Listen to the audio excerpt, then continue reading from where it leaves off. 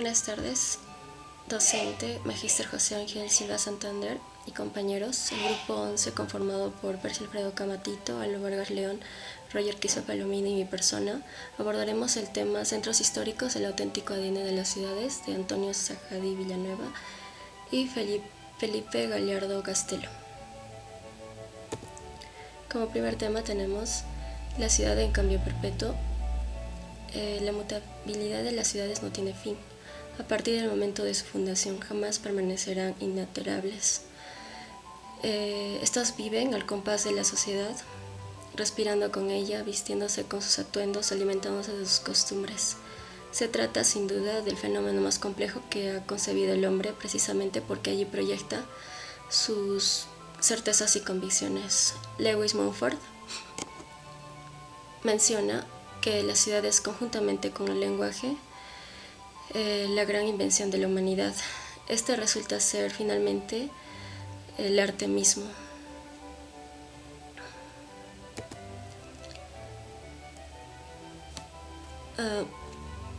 Tenemos que entender que la ciudad es una página en blanco que el hombre ha ido escribiendo letra a letra. En el caso del Perú, este cuenta con un gran legado histórico reflejado en cada uno de sus departamentos que lo conforman, ¿no? Dicho legado debe en gran parte a los cambios socioeconómicos, políticos y culturales que la cultura española dejó en el Perú, dando como resultado el mestizaje que significó la creación de nuevas generaciones con características propias que identificarían a una futura nación, ya que ésta se compone también de un rico pasado prehispánico. Así tenemos, por ejemplo, la arquitectura colonial. Se construyeron importantes monumentos religiosos estilo hispano, aparte de la arquitectura doméstica o civil, y por otro lado tenemos a la arquitectura republicana, que ya casi no se vio ninguna iglesia o convento, ¿no? Debido al debilitamiento de la vida eclesiástica después de la independencia, y vemos acá algunas características de la arquitectura de cada uno. La ciudad hay que explicarla como una realidad compleja.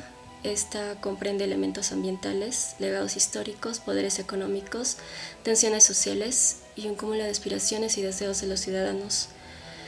Lo que no se puede negar es que la ciudad es un ente vivo que se resiste a la inacción. Continuando con la exposición, según el autor, no hay que intentar un ultraconservacionismo, ignorando el progreso. Tampoco se trata de anular la historia. La ciudad está hecha de estratos y todos ellos pueden coexistir con plena vitalidad. Por ejemplo, el progreso, comodidad, como el puente Rosario, mejoramiento de las calles, mejoras de servicios de agua y desagüe, cableados, lo que implica un remodelamiento o destrucción de calles o espacios arquitectónicos. El tejido urbano es adaptaticio, un verdadero repositorio de experiencias jóvenes que nutren sus antiguas estructuras articulando un todo armónico. La mayor parte de las ciudades combinan lo viejo y lo nuevo, lo tradicional y lo contemporáneo. La cara más visible son las fachadas, que proporcionan la envolvente de las calles, determinando su escala, pero hay también rasgos intangibles, que son los que otorgan identidad y carácter a ciertos fragmentos de la ciudad que reconocemos como barrios. Cada ciudad se identifica porque tiene una memoria propia y tradiciones particulares. Aquí tenemos unas imágenes de las calles del Cusco que siguen manteniendo su originalidad y son intangibles.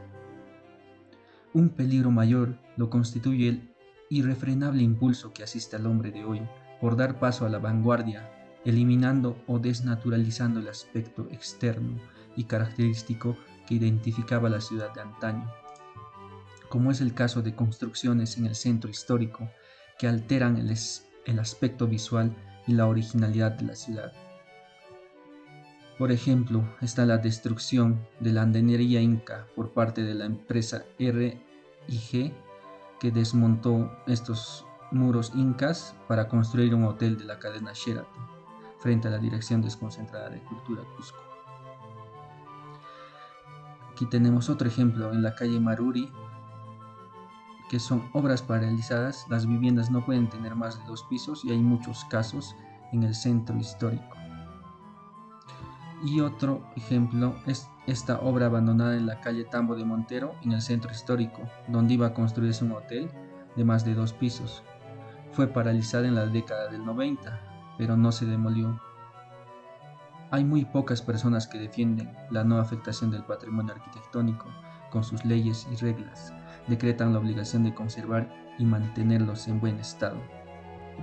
Arquitecto, buenas tardes. Mi nombre es Aldo Vargas. Voy a continuar con la exposición. La ciudad en cambio perpetuo. Las ciudades están en constante modificación y transformación por el incremento de la explosión demográfica y la necesidad de construir nuevos espacios. Podemos observar en la imagen cómo ha sido modificada, por ejemplo, la ciudad de Cusco. Es así que existen, a raíz, por ejemplo, de la globalización, ciertos aspectos determinantes para un futuro del patrimonio cultural. Según Gilberto Jiménez, en su artículo Patrimonio e Identidad frente a la globalización, tenemos tres. Primero, su depreciación paulatina como repertorio inerte y frío de un pasado cultural postmoderno, radicalmente incompatible con la dinámica de la globalización y de la posmodernidad. Enseguida, su transformación en mercancía de consumo a través de procesos de mercantilización que lo disocian de la memoria y de la identidad.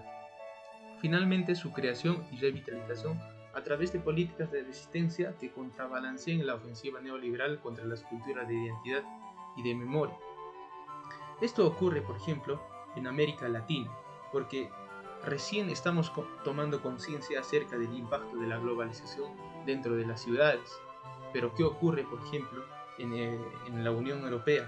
Ya se discute de cómo se debe adaptar la nueva economía neoliberal y el modelo social político para lograr que los centros históricos se adapten a esa realidad.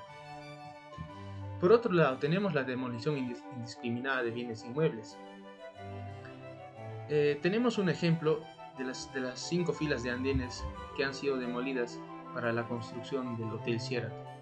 Son cosas como estas que ocurren, por ejemplo, dentro de las ciudades, y estas modifican dentro del espacio. Por ejemplo, en el 2016-17 esto ha sido discutido ampliamente y cómo esto generaba un impacto dentro de la ciudad.